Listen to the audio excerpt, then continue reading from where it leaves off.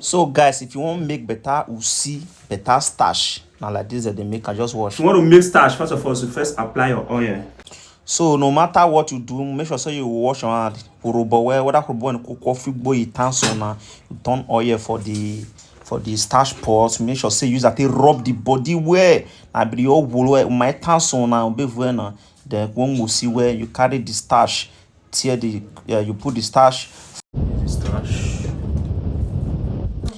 Then after you don't put the starch, you call put water. Then after you don't put water, so you call the melt and you can't melt the starch. As you the melt, you dey get jam.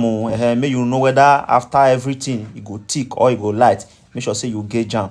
And na your hand you go take farmer. Then after everything you put over the fire, you collect your tonic gari. Tonic gari.